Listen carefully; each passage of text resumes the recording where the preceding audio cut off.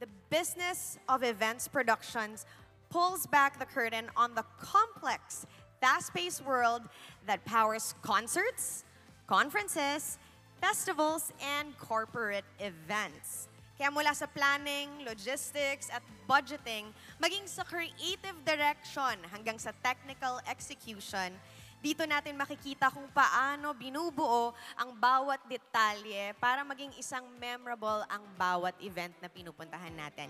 Kaya kung gusto mo maintindihan ang tunay na trabaho sa likod ng spotlight, ito na ang Backstage Pass ninyo. Joining us this afternoon is the President and Chief Executive Officer of Ovation Productions, Mr. Renan De Guia.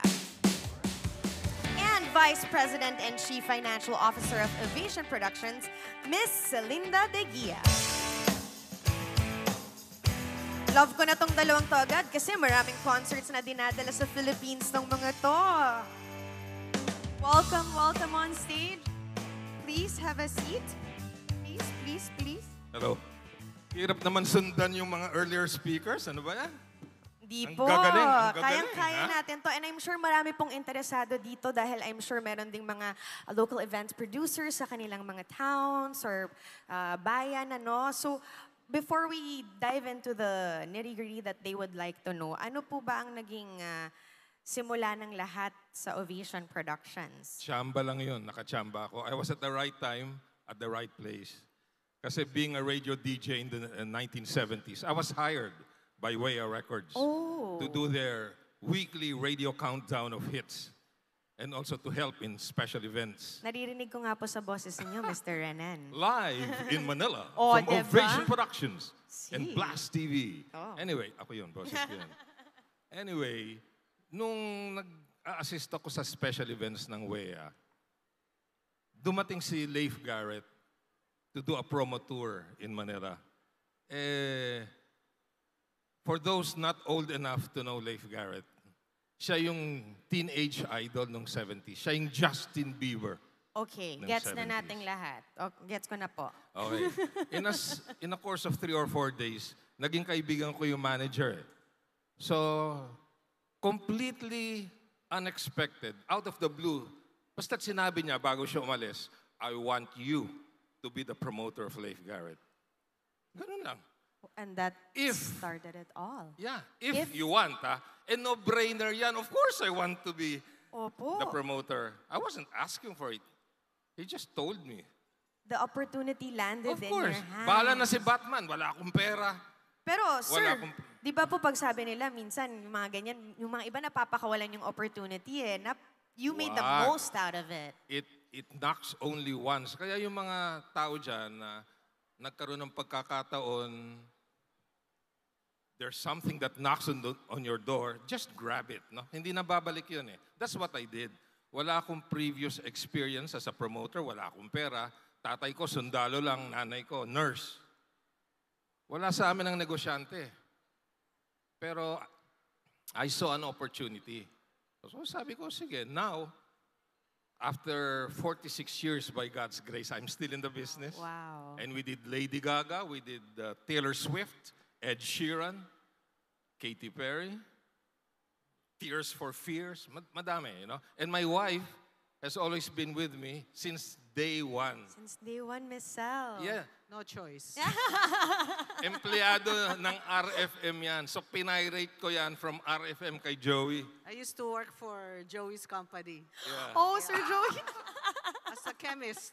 Oh, dun po nagsimula. Yeah. So, Well, I didn't offer her any job security. Basta sabi ko, halika, sumama naman. there Sabi was ko, love naloko naman, na. Mr. Renan. That was the security, right? So that's how I started.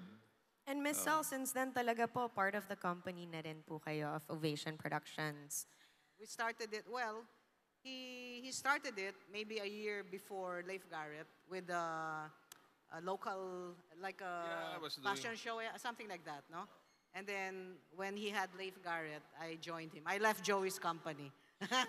Well, it turned out for the best, right? Thank you, Sir Joey, for providing Miss Sal with that skills and opportunity. How do you choose po ba kapag nagdadala kayo ng artist dito? Kasi sometimes it's by luck that they're touring, but how do you decide which artist ang... Well, it works both ways actually. You can make an offer, pero if the artist is not available, you'll have to wait until he starts a tour. Or, like in our case, we have a track record already. If an artist goes on tour, isa kami sa mga unang tinitimbrehan eh. Oh, we're going on tour, make an offer. Dati ang dali eh. Kasi sasabihin nila kung magkano sila. Ngayon, make an offer. Oh. So, hindi mo alam kung anong in-offer ng kabila. May gamble po ng pagbitaw ng Ay, offer. grabe. Ganun po. Cutthroat ngayon. Opo. So kapag ganyan po, may mga competition tayo na ibang mga producers na gusto pong sila ang magdala. Paano po ang inyong, I guess, what is your style of negotiation that you can share with us na makakatulong maybe kapag may mga competition din kami? Well, ang competition ngayon iba. Before, when we started, like we were only 2 promoters in the Philippines. But now there are a lot of new players. And so they make offers, no? But our advantage is we have the track record because we've been around for longer probably than the other people, no? But sometimes money talks, right? So you make an offer, somebody offers higher, you match it, and then you go to a point where you think you can still make money. So pag tingin mo, kalokohan na to, just give it up. Diba? So kailangan calculated din po ang yes. risk natin. Maraming mga bagong players Oo. ngayon, Yeah. promoters, hindi nila alam yung P&L kung tawagin. Ano po ang P&L, sir? Profit and loss. Profit Hindi nila alam. and loss. You have to make your study kung hanggang saan ba talaga pwede. If the money is too big, hindi kikita, ang break-even mo sobra na mataas, pass ka na lang, bahala sila. Di ba? Kasi unlike other businesses, walang salvage value to eh. After Opo. the show, It's all Wala. or nothing, kumbaga Zero. po. Opo. the ticket is a piece of paper. So it doesn't have any value after the show. So from breaking that negotiation, locking in the artists, usually po ano yung mga sumusunod na step when you put on a show or a conference or a live event? Is it getting a group together? Meron na po kayong in-house na team that usually sets up everything, so that helps a lot? So after we are able to confirm the artist, then Po, I guess walk us through the Yun ang process una, of putting on or mounting a concert, so I if guess. they confirm, the artist is confirmed, then of course before that we already have the venue. Kasi bago mo i-confirm, dapat meron ka ng venue. Opo. Kasi baka na-confirm mo, wala ka naman venue. And pag ganun po yung venue, usually is at the artist request or may certain standard din silang minsan we have to match? It's, there are only like 2 venues. I mean, 2 big venues Opo. in Manila, diba? So it's either the Mall of Asia or Araneta. So it depends on, it's basically the same size, right? Same capacity, but for some reason, the potential to make money is more in MOA rather than Araneta. So it depends. So sometimes whichever is available, kung wala kang choice, whichever is available. Or sometimes it's the artist's request that they want to do it at MOA. Sometimes naman, you look at your P&L, alin yung mas may kita, parang Mas ganon. sakto po sa Oo, budget ganun, oo. na. Opo. And then after you confirm the artist, then they send you the riders. Then your production team now will talk to their technical team to negotiate the requirements kasi iba-ibang requirements ng iba-ibang artists. So pag yun okay na, then start marketing the show. Ano niya yun? Trabaho niya yun. Forte po ni Mr. Renan yun. So marketing the show, then we'll put the tickets online. So yan, hanggang sa show And then date. naturally na pong mag-ano yun, mag-attract ng buyers, concert goers. Hopefully. Hopefully, Hopefully, yeah. yes po. Alam mo, these days, napaka-convenient mag-promote as far as putting out tickets and so forth. Nung panahon namin, hindi computerized ticketing eh. Nung Paano po noon, 70s, sir? ay nako, mano-mano. Ipaparada namin ang kotse namin sa Plaza Miranda, sa Quiapo. Tapos iisa-isahin namin yung mga outlets sa Avenida. Starting with Schumart Carriedo, Good Earth Emporium, Alimar's National Bookstore. Ano po yun, sir? Mag-iiwan po kayo ng 50 tickets for people to mano-mano buy. yan. Samantalang ngayon, click online mula ba? Kahit Correct. nakaupo ka sa banyo, hindi po ba makakabili ka na ng ticket? Alam mo, yung, Grabe po. yung Rizal Avenue, yan ang tinatawag dati na downtown. Diyan namimili ng mga, diyan nagsha-shopping ang mga tao. Walang mall. Wala pang mall. So kung gusto mo mag-shopping, downtown. Downtown po. So yung mga outlets doon, yung mga major stores, outlets namin. So lalakarin namin lahat yon. Magdi-deliver kami ng tickets, mangongolekta, ganyan. No? Ibang outlets, marami pang tickets. Iba, wala na. So, So full grabe out. po, sir. I mean, in terms of transitionin din po ng pampadala sa aming mga concert goers, sa inyo din po, I'm sure, company-wise, logistics-wise, movements of people, having staff, like, this also made some kind of changes to make it easy sa loob po ng kumpanya na nag-digitize na rin po ang... Yes. I mean, before, kunyari, naka-confirm kami ng artist ngayon, we need about a month bago kami makapaglabas ng ticket. Oo, ang daming proseso Kasi noon, mahaba. piniprint. Tapos Print pagkatapos kami ng i-print, tickets. kasi syempre, kung printed, madaling kopyahin, ma-fake. Opo. So, pipirmahan niya isa-isa yung ticket. Wow, napaka-tedious naman po noon. Tapos, Isa-isa. dadali namin sa venue, yung ticketing, Sa sila iba't naman. iba. Sila naman ang pipirma. Tapos, isa-submit namin sa City Hall. I-register. Tatakin ulit, i-register. Samantalang po ngayon, yung mga ticket may maliliit na print na lang doon na hindi Ngayon, namin tatawag nalalaman. ka lang sa ticketing Opo, company. tama diba? ba tong ticket number na to? Valid ba to? So it's actually very easy now. It's easier now. Hirap. Wow. Dati talaga mahirap. Mahirap Yeah, dati. but business-wise, it's been better that digital Oh, yeah. came Now, in also. if an- Promotional too, right, sir? Yeah. Now, if an artist gets confirmed, immediately you can go online. Yeah, even a few SM hours Tickets after. and the Ticketnet. And the store is open 24 hours a day. Yes, online, Online, as well, diba? right? Ang dali, And ang dali malaki ngayon. pong factor talaga yon. But in terms of big factors, what are the big or the key elements naman po ba when you put out a large-scale event? What are the things that you have to consider before mounting a show? Or, I mean, obviously the budget and all that, but your team internally as a company. Well, you have to have good people. We have a good team. So my sons work with us. So one of my sons handles production. The other one helps with security and road management. So, syempre, anak mo, alam mo na sana can be trusted. So family business po, tama po ba yun? Yeah. Family business po siya. Meron kaming division of labor. Ako yung taga-negotiate sa artist. Tatawad ako. Ako mag-pro-promote. Ito yung humahawak ng tickets. Pera. Pera. Yung anak ko sa hawak niya production, pati security. Hawak niya yung mga logistics. Di ba? Family affair po talaga Dati, siya. merong maglabas ka lang ng promotions, tri-media, radio, television, and print. Malalaman na ng tao na may event. Ngayon, hindi pwede. At saka print, wala na nga masyado di ba? So, dapat papasukan mo social media. Lahat ng platforms, Opo. TikTok, lahat yan, papasukan mo yan. Para malaman ng tao na, darating pala si Toto. di ba? Yes. Which we just finished, di ba? Yes. Yes, congratulations, by the way. Thank you. Fortunately, also now, we have another platform aside from Twitter and all that. Meron kaming 8 cable channels. Oh. It's called TAP. Ito yung boss ng TAP eh. TAP TV, TAP Edge, TAP Sports. Sabihin mo nga to. Sige, sabihin mo. Yeah, we have 8 cable channels. So Tap TV, Tap Sports, Tap Movies, Action Flicks, and Premier Sports 1 and 2. So that helps us also promote. So we promote our concerts on our and we have an app called Blast TV. Sorry, again, what's the It's app's an app. name? Blast TV. Yeah, where Blast you can TV. watch live sports and entertainment.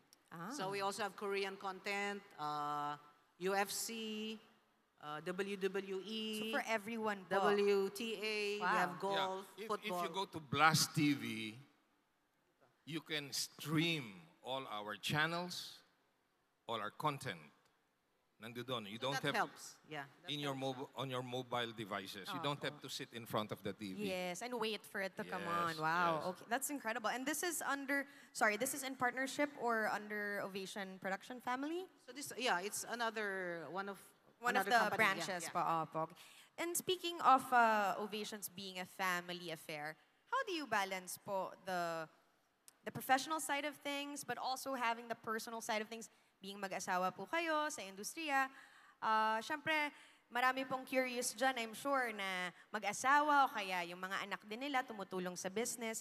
Paano nyo po na-maintain yung professionalism and at the same time the personal side of things in a strategic and positive manner? Wala. Wala po, sir. Walang balance. When we have lunch, that's what we talk about. When we have dinner, that's what we talk about.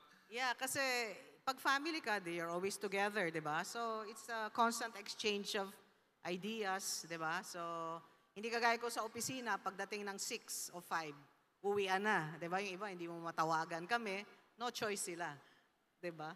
So, we talk, you can exchange ideas 24/7. As long as same mindset naman po lahat na yun talaga ang gustong pag-usapan. I guess that's the reason why they joined the business as well, kasi talaga pong hilig nila. Pero ano rin, it helps because like, he knows his era, right? Yung genre niya, he's really, alam na alam niya yan. So, Iba na ngayon, iba. iba na. So maraming bago, nakakatulong yung dalawang anak namin, they're younger, they're more, so lumalawak din yung alam namin about music because of their influence.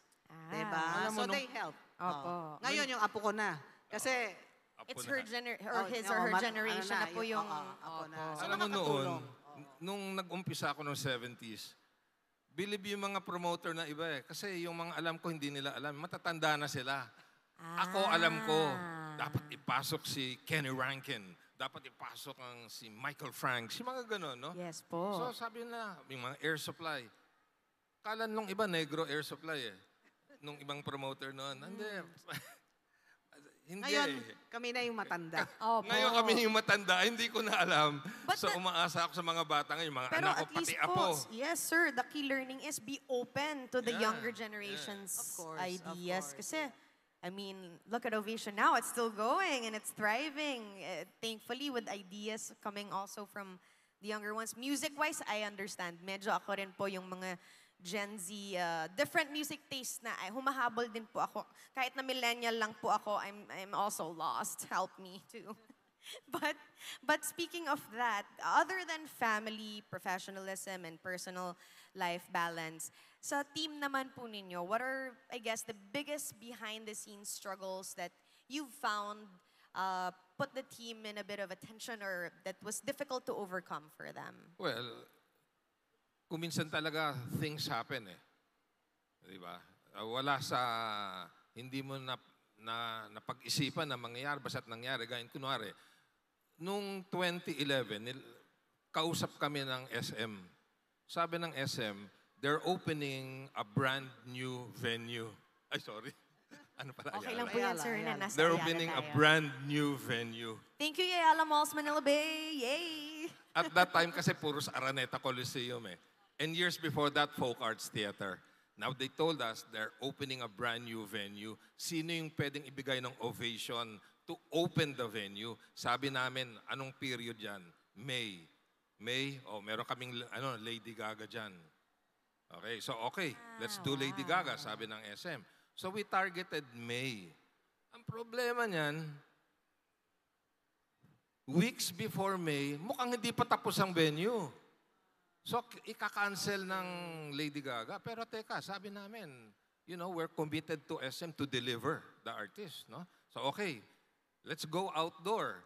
Naku, hindi pwedeng outdoor. Ito nga yung pang-open ng SM Arena, MOA Arena.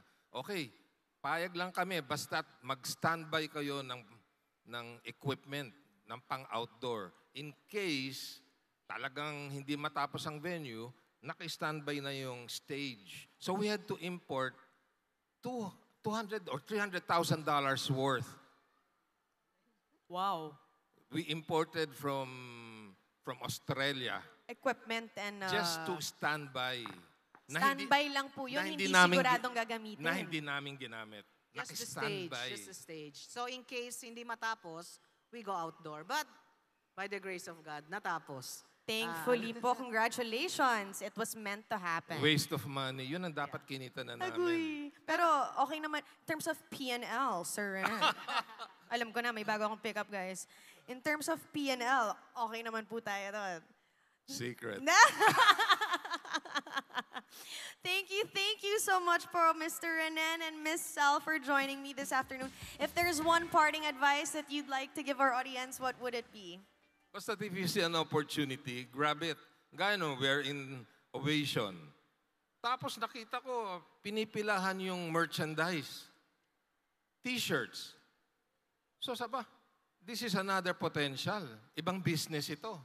Di ba? So, me and my wife, we put up a garments factory called Top 40 T-shirts.